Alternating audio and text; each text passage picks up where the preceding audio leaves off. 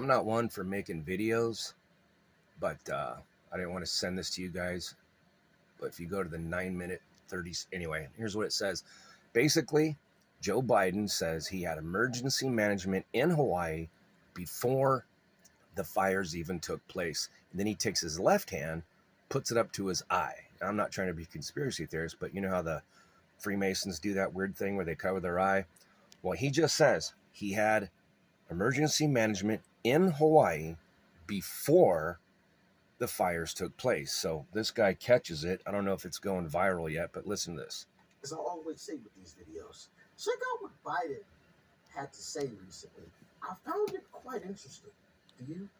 Was on the island last week. I appointed Bob Fenton, one of the nation's leading emergency managers, and I mean that as not hyperbole, who's been on the ground in Hawaii since before the fires erupted as our chief federal response coordinator to lead our long-term recovery on not. Hold on. I want to make sure I heard Joe Biden correctly. I don't want to put no words in his mouth, right? I don't want to mince things. I hate when people act like this, like it's a fucking joke. Bring that back one time. Last week I appointed Bob Fenton, one of the nation's leading emergency managers, and I mean that as not hyperbole, who's been on the ground in Hawaii since before the fires erupted as our chief federal. Since before the fires erupted? Well, I'll be Yeah, this back. right here. This ain't funny. What in the actual HE double hockey sticks is going on here? A Freudian slip? I don't know. Y'all let me. Okay, my point is, America needs to make a list of all of the traitors to our country, and we need to round them up for insurrection, sedition, and treason, keeping in mind that the punishment for treason is death for a reason. It's so that some Joe Biden doesn't let out some lowly, nothing to do with the fact that she's a black, pot-smoking, lesbian, Democrat, liberal, leftist, in exchange for a Russian oligarch named the Merchant of Death. Now, the reason they used her to go to Russia, I could just get out of this, dude, but the reason they used her to go to Russia was because they planned on letting that dude out. So she was a scam from the get-go. That's how she came on the scene. They put her in Russia to get arrested, to let that guy out. Deals? Look at Afghanistan, backing out of Afghanistan. They obviously made a deal with, get out of this shit. Anyway, they obviously made a deal with the Taliban to back out of Afghanistan, hand them the entire country, give them military equipment, all in exchange for the banks, World Bank, to do banking in Afghanistan. Think about that. Who owns the banks? Obviously, blacks and whites and Mexicans do, right? I mean, who owns the banks? Who controls everything? Who runs the CDC? A black person? Who runs the FBI, the NSA, and every single three-letter agency? A bunch of Mexicans and white people? Everybody who's fighting with themselves? Everybody who's going out there putting their lives on the front lines in Afghanistan and then now in what's it called? Ukraine? Ukraine? Where Julinsky, what's his name? That Jewish dude who hijacked the elections in Ukraine? I mean, when you look at what's going on in World War II, in World War I, the Jews were barely in Germany. And then the Jews declared war publicly on Germany. And I don't know if it was 1933, but they declared war on Germany. And this went on for a while until eventually the Germans started waking up and looking into their politics and found out that the Jews occupied 20 times more positions of authority in Germany after World War I. And they started arresting the Jews, of which there were only 34,000 real Jews practicing Judaism, real Jews, in 1939. there was only 34,000 real Jews in Germany in 1939. Hitler arrested them all and killed the traitors for treason and let the rest go, which is how we have witnesses. There were never millions of Jews in Germany in the history of humankind. Supposedly, there was 18 million Jews in the world. 18 divided by 6 is 666. Not a conspiracy theorist. This is what Jews always do. They always use the numbers 6 million Jews for everything throughout history. So 666, 18. They say there's 18 million Jews in the world and 6 million died, 1/3. Okay, so let's just use common sense. Let's take the Jews, spread them throughout the whole entire world. Now, Germany is about the size of California, about the size of Florida, and about the size of Japan. It's a little tiny place. You're telling me that 1/3 of the Earth's populations were not only killed, but that there were also more there, because we have witnesses. So there had to be more. What, 7 million Jews? So let's say 7 million, 8 million, however many supposedly lived through the Holocaust, which is strange because apparently there was 18 million Jews in the world, 6 million died, leaving 12 million Jews. How is it that out of 12 million Jews, we have 20 million witnesses who've survived the Holocaust? Have you ever seen how many witnesses there are that survived the Holocaust? More than there are Jews in the world. I mean, okay. So then you look at this Oprah thing here. She has all this land in Hawaii, owns 200 or 200,000 acres, something like that, but she got the land for $7,500 an acre, $7,500 an acre, whereas the acres, they go for $250,000 on average, $250,000 to $500,000 for an acre, and she got them for $7,500. And now, this is something I can't find, but I hated the Dwayne Rock a long time ago, and I'm a fighter, but I would hate to fight that dude in person, but I guarantee you for a fact I would kill him. I'd kill him with my bare hands. I hate that guy for what I saw him do a long time ago in a movie. It was a Disney movie. I could have sworn it was Journey to the Center of the Earth, but it was one of those movies where he's down underground and he's got something in his hand, some big long branch thing, and he holds it like he's holding his penis, and he swings it from the left and he's slowly swinging it to the right. And it's one of those scenes where something's coming, like a monster or something, and he's swinging this big thing like it's a penis, and there's a boy in the movie who's surprised at the monster, so he opens his mouth, and then the Dwayne Rock is swinging his big wiener towards this little kid's face, and it goes to the rock, to the kid, to the rock, to the kid. And I can't find it. If you guys can find it, leave a note. But he swings this big freaking wooden thing or whatever it is, like a pole, like a dick basically, towards this kid's mouth, and the kid's mouth is open, and I nearly spit my freaking drink out in the movie theater. This had to be freaking 15, 20 years ago. I don't know how long ago it was, but I was like, what the hell did I just watch? I'm like, did that just happen in a Disney movie? Did they just pretend like he was putting his penis in this little boy's mouth? This was before all the Disney crap, and I haven't heard anybody talk about this, but yeah, I could have sworn it was Journey to the Center of the Earth, and it was the little kid, the boy in there, and he opens his mouth like, oh, wow. And his mouth's open, and then the Rock is turning his penis towards his kid's mouth. And then all this stuff comes out about the Rock and Oprah and all these people and all this stuff about Hollywood. I did not believe it. I thought it was garbage. I thought none of it is true. There's no way that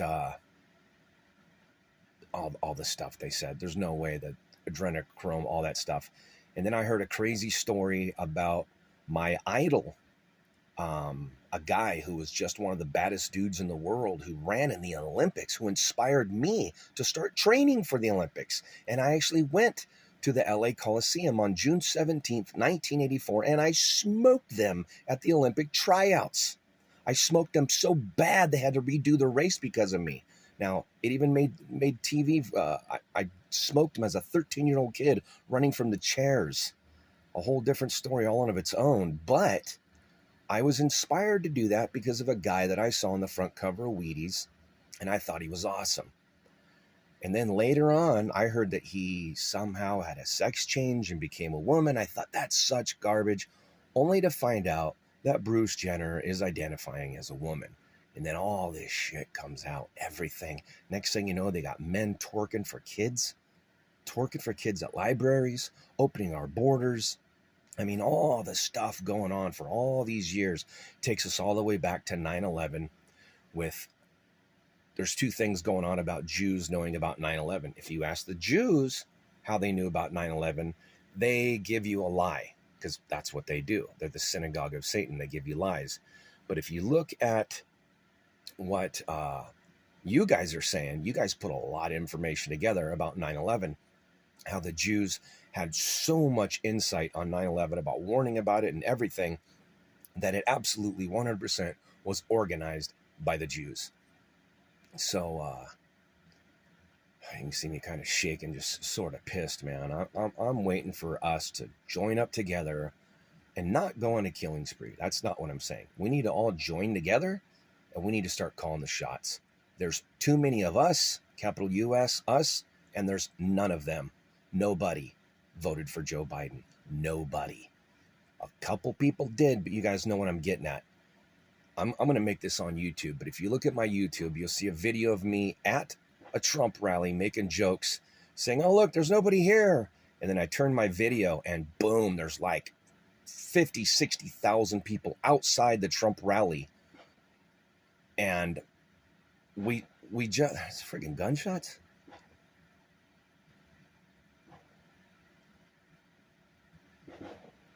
Oh, it's fireworks.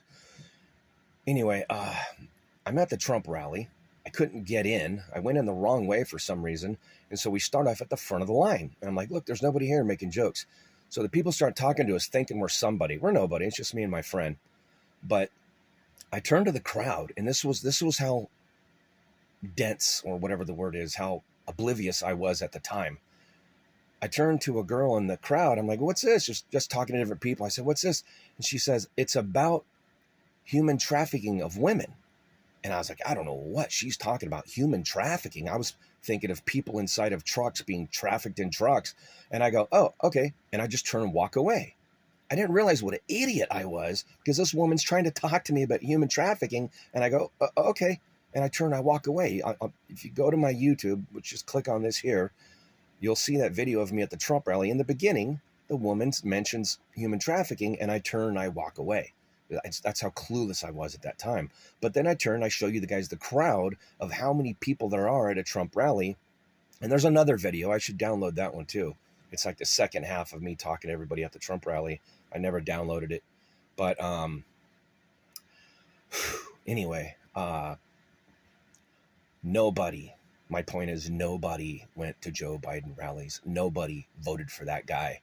If you guys look at the last video that Trump did, where he said he's not going to the debate, 12 million people watched the debate. 12 million.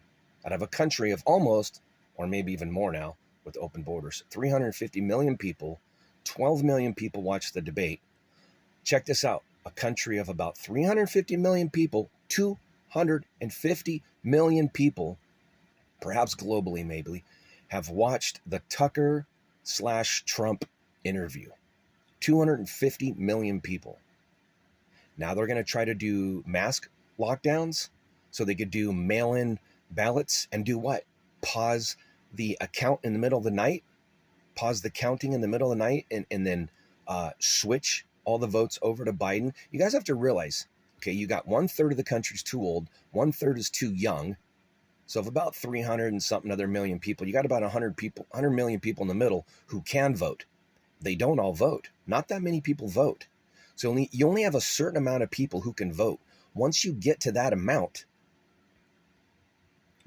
then you get in trouble when you make up numbers. That's why they had to stop Trump's count, stop it, switch the votes over to Biden, give Biden all these fake votes of dead people and people double voting and all this crap to get his numbers up. But they had to reduce Trump's. Otherwise, they would have had too many people voting.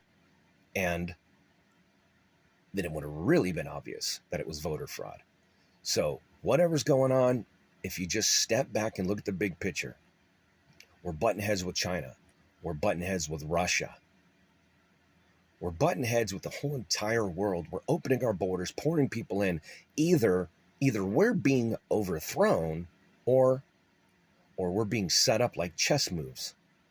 Like maybe we have open borders with the intention of an excuse to finally close the borders and go over to digital ID, um, you know, real ID. So right now we got all these people pouring our country. They want to vote Democrat, which nobody really cares whether they vote Democrat or Republican if both parties are controlled by the same people. So it's the same people who are opening the borders, bringing them in, so that you guys bitch about it and say we need voter ID. Then boom, then they hand you that freaking.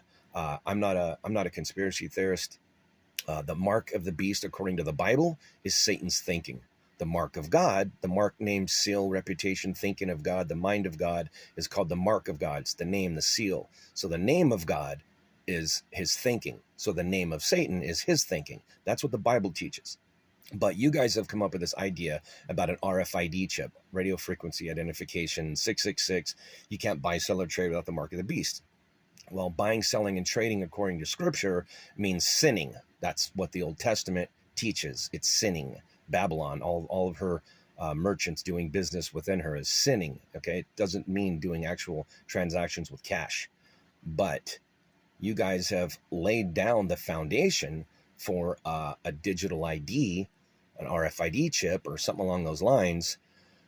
And the powers that be have said, hey, that's a good idea. Plus, you guys already believe in it, so let's do it. So anyways, that's what they're setting up. And I'm not afraid of it being the mark of the beast, then you're going to go to hell for it. But what I'm afraid of is I can't go to the grocery store. I can't get in an Uber. I can't go on a bus. I can't get in a plane. I can't travel. Although we have the constitutional right to travel, I won't be allowed to travel without submitting my life over to this ID. I won't be allowed to go to Mexico or anywhere in the world unless I have this ID. Do you see how it's the opposite of what we're getting? It's the opposite. You're under the impression we got open borders and it's freedom for everybody, but it's not. What they're really wanting to do is close the borders and lock us all down. It's like water that swishes to the left and turns blue and everyone cries, and then they swish it way over to the right and boom, it turns red. Boom, lockdowns. So I guess I got enough thoughts for you guys there, but my biggest concern is me not being allowed to speak. I've been blocked on everything.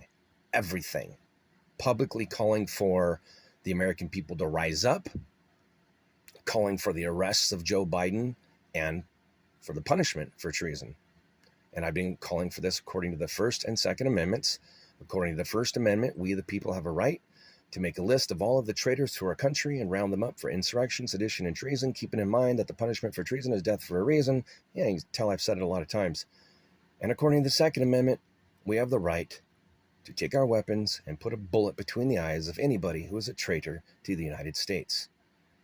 The latter part is highly recommended by our forefathers. So am I calling for people to rise up and actually do something bad? No, not at all. But when you have 1,000 men, let's look at the young boy who wants to hook up with that girl who he shouldn't be touching, right? He's a good-looking kid. He's got about 15, 20 girlfriends, and he goes over to the farmer's daughter. Now, the farmer gets up with about, 20, 30, 40 men with pitchforks, and they show up at his house with their guns. And they're like, hey, Mr. Jones, we want to talk to your son. And a bunch of men are outside, and they give a wink to the dad. The dad says, okay, I get what's going on. The dad says, come here, son. He brings him outside, and all these men are, hey, you want to bang the farmer's daughter? And this kid pisses and shits his pants. Now, he doesn't have to get killed. Basically, he gets scared when a bunch of men have their guns and they gather together as one. That's the reason why we have the Second Amendment. It's for the whole entire country to gather up with their guns and go to the police station, till the police station says, hey, we're not a part of this. Go see the mayor, go see the governor. And then you go to them and they go, oh, it's not our fault. And then they point at the president. You go to him and he says, it ain't me. It's the Jewish bankers. But you keep on going and going and going until you get to the top of the pyramid. And then you got to snap the top of the pyramid off, arrest everybody at the top, separate them, do not let them speak with one another until they all start snitching on each other. Even Oprah and all these people in Hollywood, all the newscasters, all of them who have turned on our country, all have to be arrested and separated until they all start snitching. Remember what Hillary said? If you arrest me, I'm going to take down half of Washington, D.C. with me.